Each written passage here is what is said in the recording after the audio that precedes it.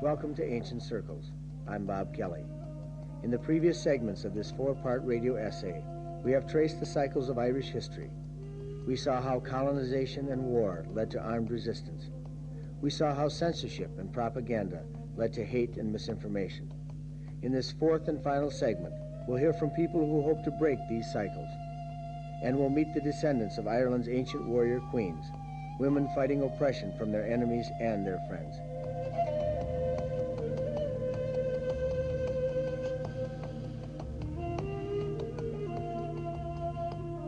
In Program 3, we heard how Ireland's Republican movement has been fighting British occupation by any means available, from armed resistance to nonviolent hunger strikes. None of these methods have worked. Instead, violence is at an all-time high. Official negotiations started by the British government have all but collapsed. The IRA has taken its bombing campaign to the heart of the British mainland. And in the 6 counties, loyalist death squads continue to attack their targets, often people who have chosen to pursue peace through the electoral process. There were soldiers marching on the common today. They were there again this evening. They paced up and down like seabirds on the ground before the storm clouds gathering. On my last trip to Ireland in the fall of 1992, I learned about one of the latest victims of this violence, Sheena Campbell, a law student at Queen's University in Belfast who had worked on city council campaigns for Sinn Féin, the political party of the Republican movement. She was assassinated on October the 21st, 1992. 3 weeks after her death, fellow women activists gathered for a Sinn Féin conference in Derry. Belfast author Chrissy McCauley read this tribute to her friend. She was a natural communicator and organizer, and her incisive, systematic approach to election work, which she spearheaded over the last 2 years and which resulted in the successful election of 3 of our councillors, were among a combination of elements which her killers viewed as dangerous and undoubtedly weighed heavily in their calculations to target her. Loyalist death squads, like the British government, have targeted Republicans like Sheena over the past 23 years in a bid to intimidate and terrorise us to the extent that we will either abandon our political objectives or settle for less than Ireland's freedom. Her death brings home with full force the high personal risk which Republicans take on a daily basis, and one they so often pay, for daring to stand up and be counted, for daring to challenge all that is rotten in this country, for daring to work for real peace by asking for an end to the cause of all violence, partition and the British presence. Everything in my life that I love could be swept away without warning,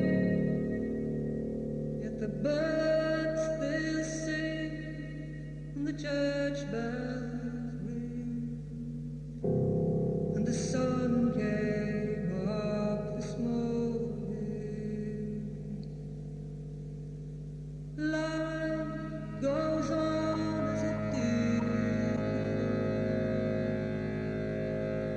as the country keeps slowly to war. In the early 1980s, Paul Johnson, one of Great Britain's most distinguished journalists, editor of The Spectator, and one of Margaret Thatcher's most ardent supporters, wrote, "In Ireland over the centuries, we have tried every possible formula: direct rule, indirect rule, genocide, apartheid, puppet parliaments, real parliaments, martial law, civil law, colonization, land reform, partition. Nothing has worked. The only solution we have not tried is absolute and unconditional withdrawal."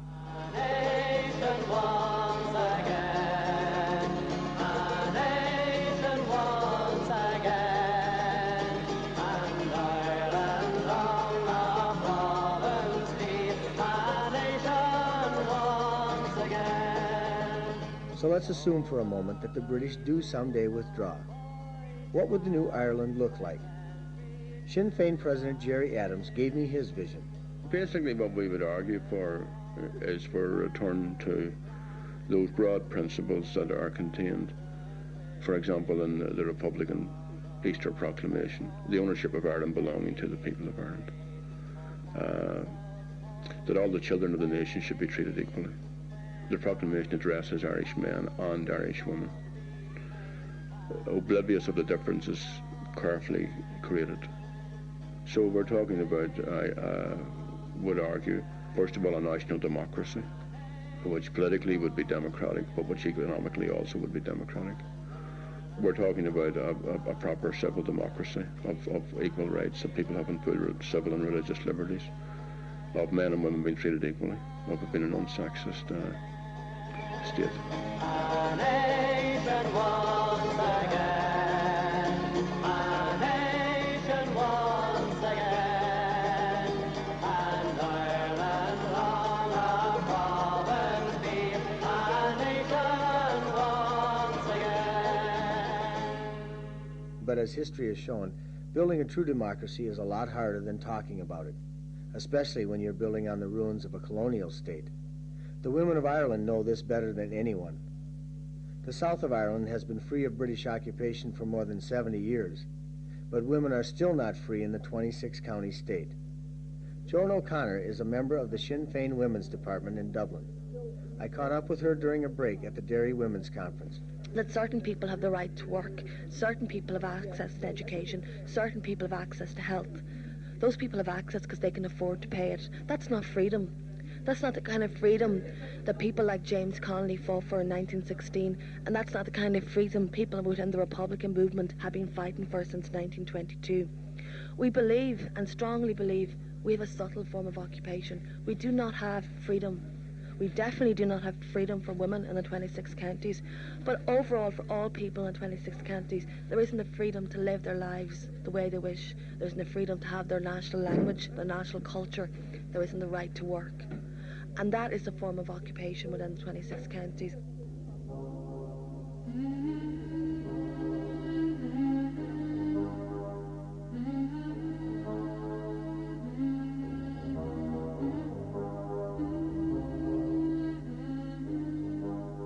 Things weren't always this way in Ireland. In Celtic society, women were in no way subordinated to men. On the contrary, under the Brehon laws, women had access to all areas of life open to men. They could be priests, warriors, healers, lawgivers, and rulers. Queen Maeve, for instance, governed the ancient province of Connacht before the time of Christ. But this system became a target of colonizing armies. Psychologists know that the best way to subjugate a culture is to teach people to oppress their own. In ancient Europe, this task was accomplished by the church. It taught that women were inferior to men, that they embodied the principle of evil and had to be kept in their place. Dodie McGuinness is an elected Sinn Féin councillor in Derry City. A leading organizer of the Women's Conference, she was rushing to catch a plane to America for a speaking tour. She took a few moments to talk with me first. Rural areas of the north in particular, that you find that men still look at women as the women, you should be out washing the dishes and looking after the children and stay in the house behind the kitchen sink, and I'll go out and do whatever political work or whatever community work that has to be done. And it's a major, major problem, but I think that the only people who'll solve it are women. Right? When they turn around and say, no, look, I have a life of my own, I have an identity of my own. I think that the Catholic Church has played a major role in restricting what women can do, and I think if you look at your Catholic education, where again, it's, you're the mother, you're the home, you have to look after the children. That's what's seen as your role within that Catholic Church. Everybody's rushing around, trying to keep a hold on some peace of mind all the time. And somebody's looking around, trying to find something to believe in,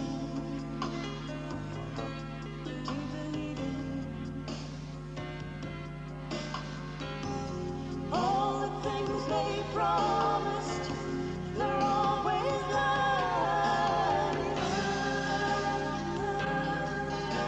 Today, women in Ireland confront one of the more repressive societies in the Western world. Abortion is outlawed in the Republic. So is birth control. Last year, this issue came to a head when a 14-year-old girl who had been raped was prohibited from traveling to England for an abortion. This led to an intense campaign for a change in the Irish Constitution. One of the people active in that campaign was Bernadette Devlin McAliskey, one of the Republican movement's best-known leaders. Bernadette was elected to the British Parliament in 1969 at the age of 21. She's never been known for mincing words. We live in a society where, whether we like it or not, we have technologically developed the ability to terminate pregnancy safely. We therefore have created a wider choice than possibly existed when that technology did not exist.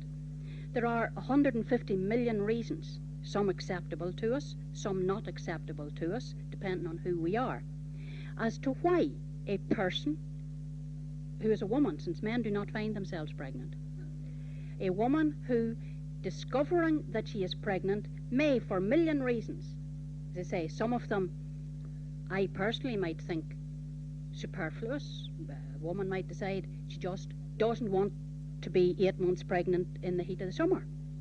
There may be very, very serious reasons. They may include anything from the social prejudice of others, economic or health reasons for herself. The reasons don't count here. The reality counts, that if we take a decision that people who find themselves pregnant must by law continue that pregnancy to its natural conclusion, be that a natural termination of pregnancy or the development of a child. A person must by law continue their pregnancy until its fruition. Then the law must be enforced. And we must have pregnancy police.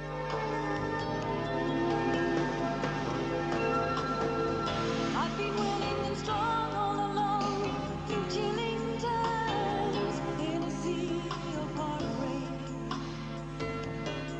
where you give and take. I won't give in to promises until I find something to believe in. There is a widespread belief that the conflict in Ireland is a religious war. But none of the people I spoke to in the Republican movement had a problem with people practicing their own religion. What they did have a problem with were groups that forced their religious views onto others. Bernadette McAliskey. The state has an obligation to ensure that every citizen has freedom of expression of that feeling within them. That every citizen has collectively the right to associate with other persons, to express that spirituality. Every citizen has a right to meet with like-minded persons without fear from any other group within the society. Every citizen has a right to live their own individual life in consistency with that spirituality. And the state has an obligation to ensure that people can do that. And that's where it ends. Therefore, the state has no right, and the people as citizens, as opposed to a collective of people with religions, the people as citizens have no right to incorporate into the state's constitution the religious ideology of any or all sects. None. Nor have they any right to incorporate that spirituality into the legislation of the state, because logically it doesn't work. There is no other discussion.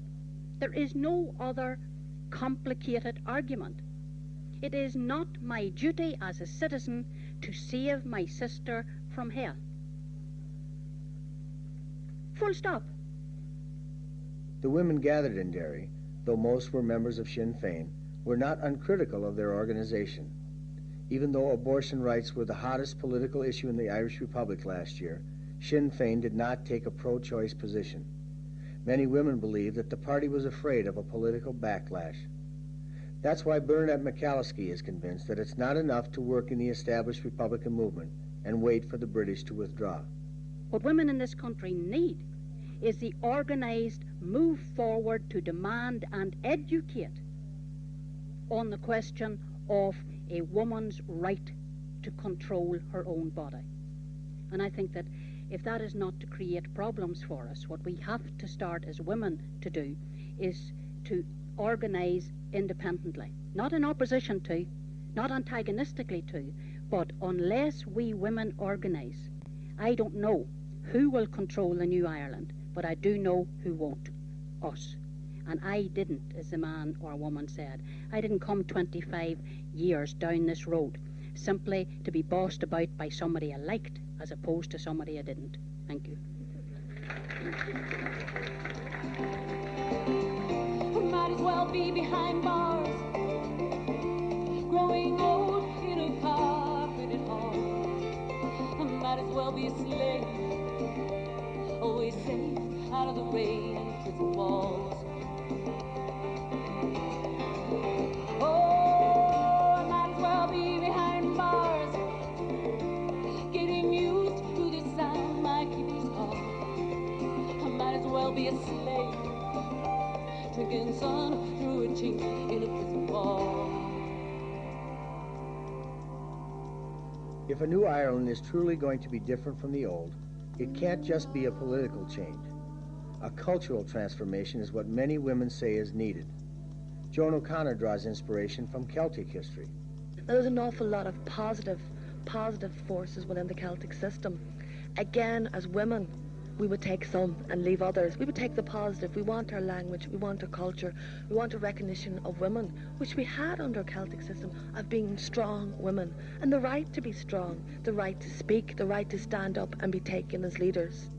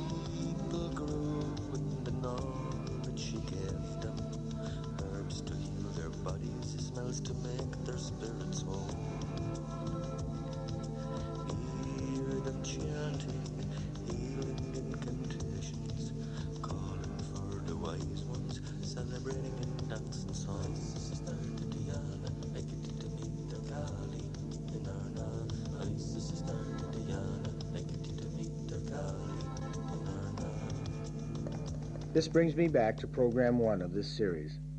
Those of you who listened to all 4 parts may remember that in Part 1, I joined a group of children and my friend Jared Kelly around a Halloween bonfire. The day after that bonfire, I walked over to the smoldering ashes and gazed over the empty field around. Until the day before, this field had been the site of a huge mural painted on a brick wall by Jared Kelly. But on that Halloween Eve, the brick wall had been torn down. The image in the mural was Nuda of the Silver Arm, an important figure in early Celtic legend. Nuda was king of the Tuatha De Danann, a mystical warrior race that came to the island in the 1,000 years before Christ. Jared and I had talked about how he first heard about the legend while serving a sentence in Longcash prison. I read about King Nuda, the Tuatha De Danann, our old Celtic culture, and how they went into battle and how they respected each other in battle.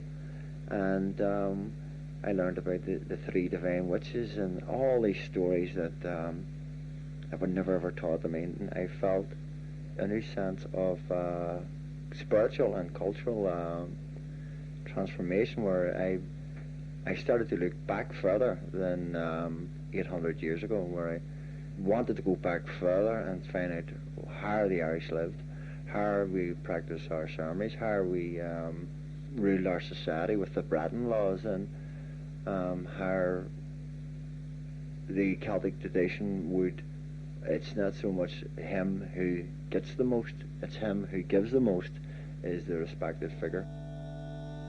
Oh, we once were an elegant people, though we sometimes lived in cabins in mud.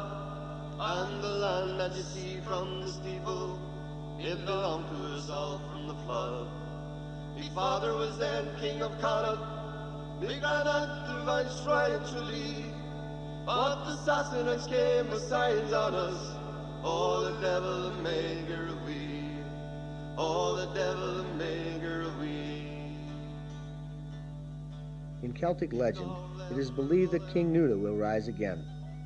And as it turns out, the empty lot where his image used to stand will be converted into a Celtic theme park. According to Jared, even some of the old festivals will be revived to educate Belfast children about their Celtic roots.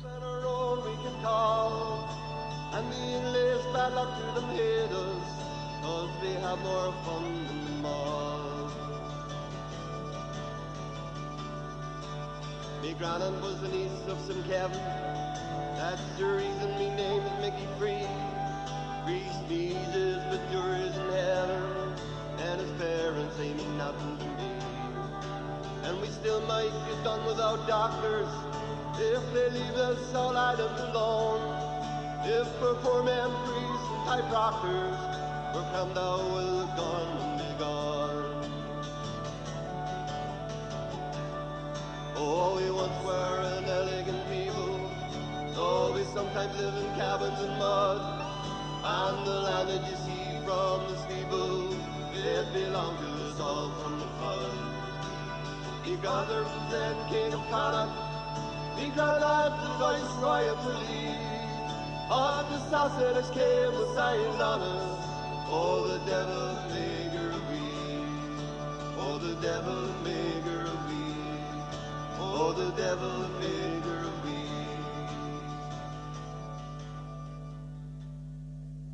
Earlier that Halloween night, I had talked to Jared about our old ceremonies, like Shaman, the Celtic New Year's Eve, which had so strangely ended up as a semi-Christian ritual. He surprised me when he said he was proud of his Celtic heritage, but wouldn't go through any of the old rituals himself. Even though he had painted beautiful Celtic murals all over Belfast, he somehow couldn't make the jump to reviving his spiritual roots. Jared isn't alone.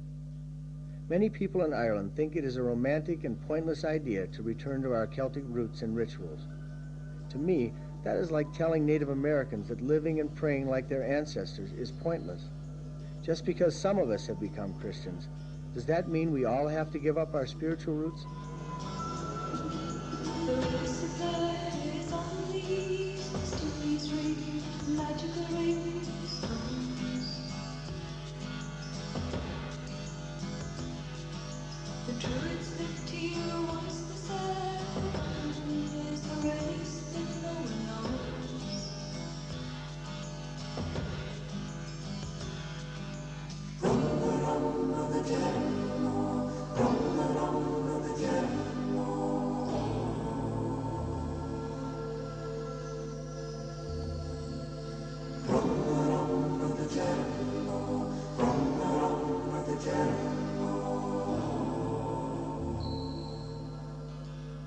In the Americas, Native people have resisted and survived by practicing, learning, and reviving their traditions and language. Signs of the same phenomena can be seen in Ireland. Michael Ferguson, like many others, first learned Irish in Long Kesh prison. And I suppose in many respects, it was a most appropriate fashion in which to learn my native tongue, because if you like, the revival of the Irish language and the Irish culture for me came out of resisting British occupation. So it was quite appropriate, if you like, for me to have learned my language as part of a means to resist British occupation. It also encouraged me when I eventually had the opportunity to read about my history, my cultural history, which had been denied to me in the schools that I was taught in as a young boy. In actual fact, I mean, we had a civilization here which predated other civilizations throughout the world, and most definitely predated the English way of life.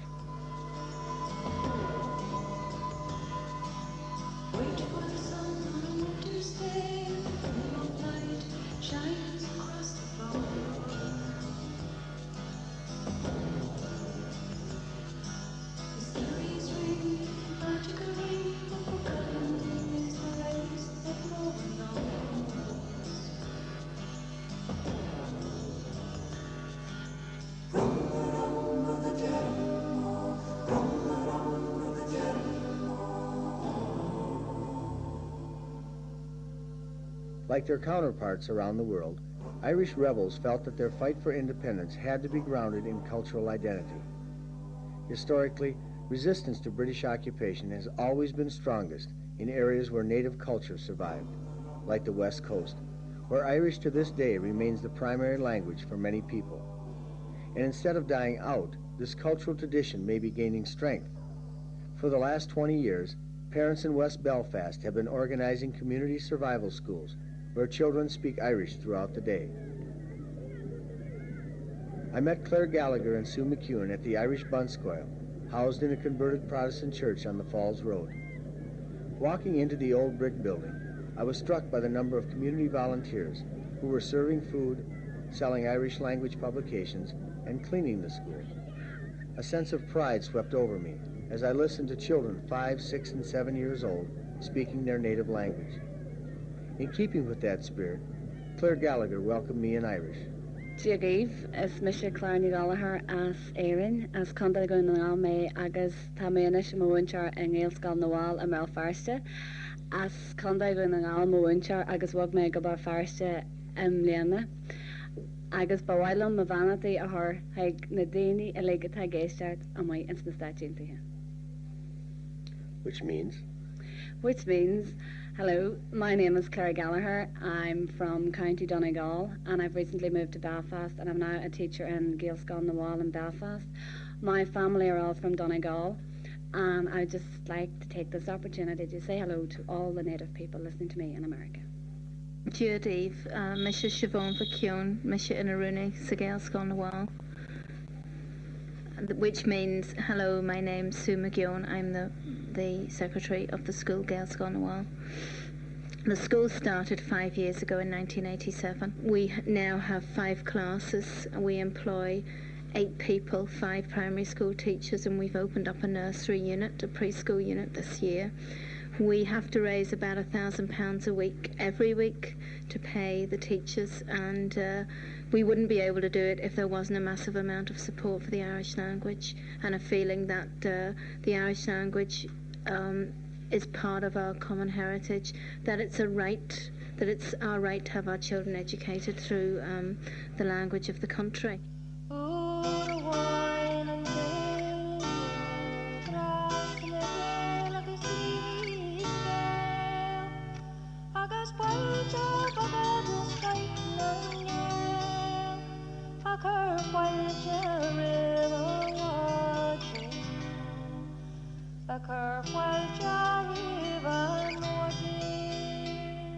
Michael Ferguson and his wife Louise send their children to an Irish school instead of a Catholic school.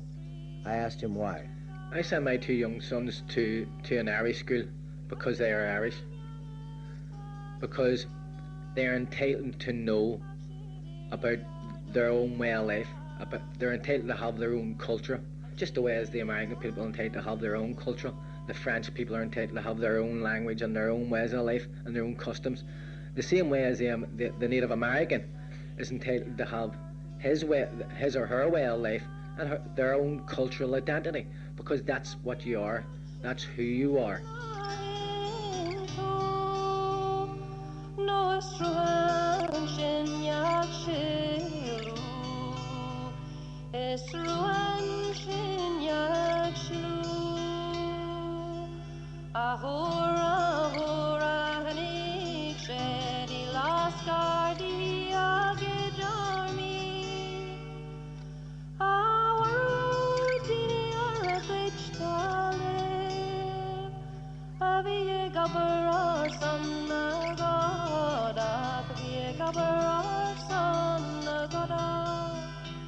There's one danger that often goes along with efforts to push national culture and identity: the danger of losing respect for other people and their identity.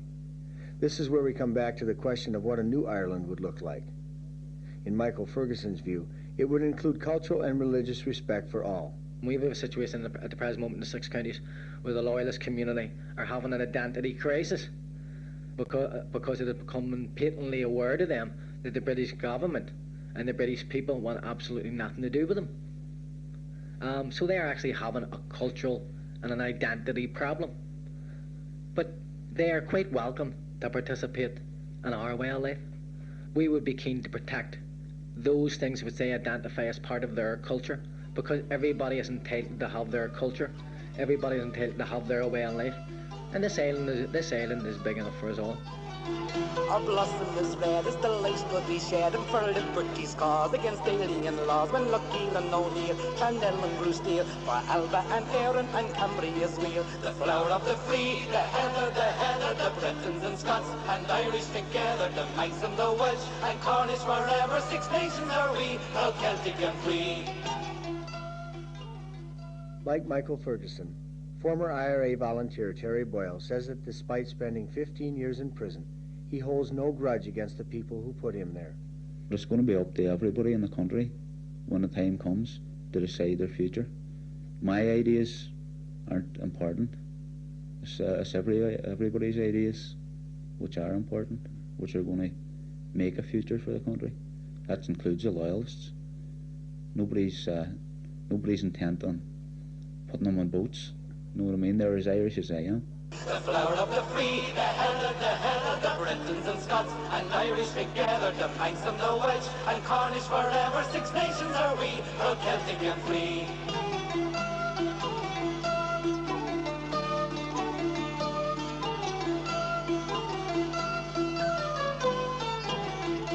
When I left Ireland in November, Michael Ferguson gave me a message to bring back to America.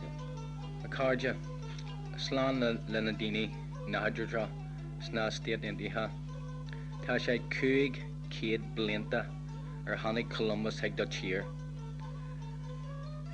Ta Kuig, Kid Blinta, Aguij, Agav, August Tasha Vig Tredge Go Foil, as Rod Intak A Shaw, Gowil Shev Abalta, Shaw Yanu, and Ye na Blaine Shaw. Ta my Kincha Gowil and Spirit, Agav, and a Goid Shaw, a Crickneyha. Tusul Agam, Gwil Cassia Midslakelia, La Wine, and Seer, and Mess Nachir, Jenna Seal Shaw. And in your colonial language, that reads? Akarja, greetings to the native people of America. It's 500 years since Columbus first came to your land, and as a consequence of that, you have had 500 years of terrible struggle, attempting to assert your national rights, your integrity, and your way of life.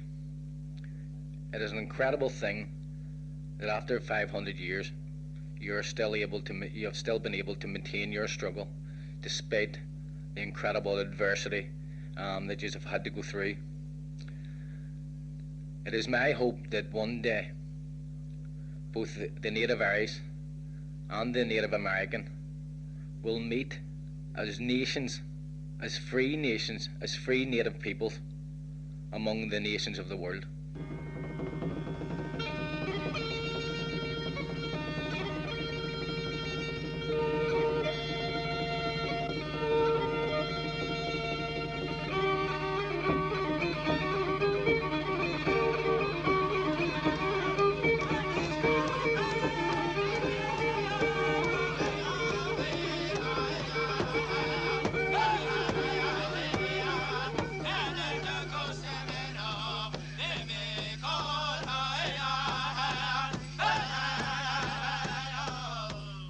After receiving Michael's message, Bill Means, Executive Director of the International Indian Treaty Council, had this reply.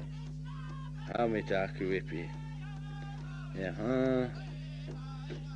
Ohitika. Uchosani. Oyate Ushilakapi. Omakielo. Chant Emawashte. Now pay Chuzak de lo. Pilamaya. And in the colonial language of the British and the Americas? Well, I said, hello, my relatives. I said, the hearts of our people are strong. We recognize you as the warriors of the Irish struggle and Irish independence. And we extend our hand in friendship.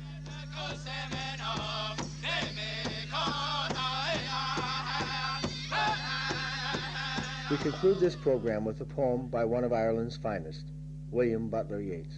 Some had no thought of victory, but had gone out to die, that Ireland's mind be greater, her heart mount up on high, and yet, who knows what's yet to come? When apples still bloom in November, when blossoms still bloom on each tree, when leaves are still green in December, it's then that our land will be free. I wonder her hills and her valleys, and still to my sorrow I see a land that has never known freedom. I'm lonely, I'm free. This has been the last segment of Ancient Circles, a 4-part radio essay on the past, present, and future of Ireland. The program was produced at the studios of KFAI Radio and Film in the Cities in Minneapolis and St. Paul. The co-producer was Monica Boyerlein. Special thanks to Barb Economan, Kevin Flynn, Ewan Kerr, and Bill Means. I'm Bob Kelly. Slán go Foireann. Are you gone like the snows of last winter?